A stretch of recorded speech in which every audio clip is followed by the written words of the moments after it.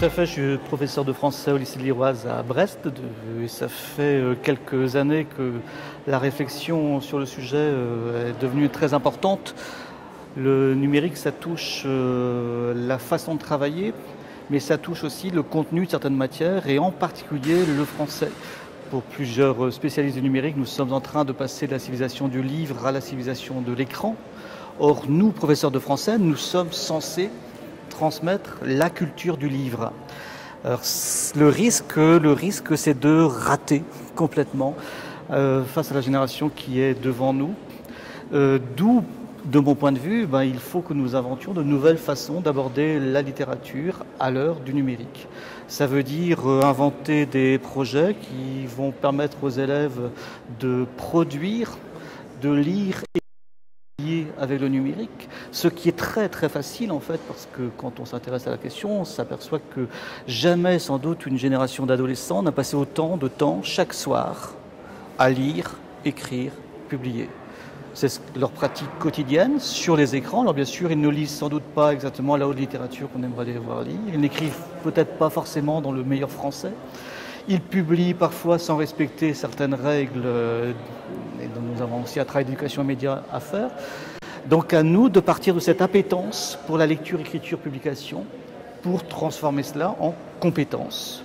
Alors du coup, depuis plusieurs années, j'anime par exemple un blog qui s'appelle Ivoix, que j'ai lancé il y a 5 ans déjà. Je ne savais pas trop où j'allais et j'ai été complètement dépassé par la créativité, par le dynamisme de mes élèves. On en est à 17 000 articles écrits par les élèves en 5 ans, 900 000 visiteurs. Le moment où je suis en train de vous parler à Nice, je sais que je viens de regarder, ils sont en train de produire des articles. Alors ce sont des articles où ils rendent compte de façon originale, avec les opérations mentales liées, je crois, au numérique, faire des liens, couper, copier, coller, insérer, supprimer, déplacer. Ils rendent compte de leur lecture et produisent des textes nouveaux. C'est beaucoup du remix, du mash-up littéraire.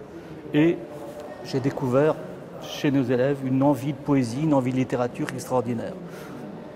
Alors j'utilise aussi les réseaux sociaux, Twitter, Facebook, par exemple pour des jeux de rôle. Par exemple, ils ont réécrit entièrement L'étranger de Camus via Twitter, en écrivant comme s'ils étaient le héros de L'étranger, Meursault, Aujourd'hui maman est morte, peut-être hier, et tout le roman.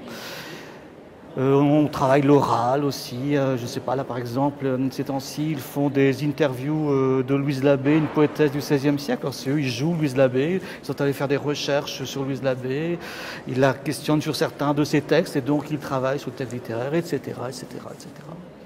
Là, on est à fond dans la liberté pédagogique, et face à ça, dans ce monde quand même qui est très ouvert de l'Internet, on a quand même un ministère de l'Éducation nationale qui essayer de régenter ou de créer une logique nationale dans le ministère de l'Éducation nationale. Donc, comment vous inséreriez, vous insérez dans ce schéma-là? Oui, il y a des tensions même possibles entre les soucis de ceux qui sont là-haut, de clarté, de cohérence, d'ordre, de sécurité aussi, ce sont des soucis légitimes. Et les aspirations de nous en bas, nous les pédagogues, et nous plus près des élèves, et c'est plus des aspirations à la créativité, à la liberté, au désordre, au déplacement. Donc il faut effectivement que ces deux parties discutent. Alors, parfois c'est compliqué, alors non pas d'ailleurs avec le plus haute sphère du ministère, parce qu'en général les intentions sont plutôt bonnes, c'est parfois avec des cadres intermédiaires qu'il peut y avoir des problèmes, et ces problèmes peuvent être des filtres par exemple dans des établissements. Les réseaux sociaux sont diabolisés encore beaucoup, et donc interdits, et donc il faut se battre, présenter des projets pour pouvoir les faire vivre, et certains y réussissent à avoir l'autorisation, d'autres non. Donc en plus il y a une inégalité de traitement d'un établissement à l'autre, et ça crée parfois de l'amertume.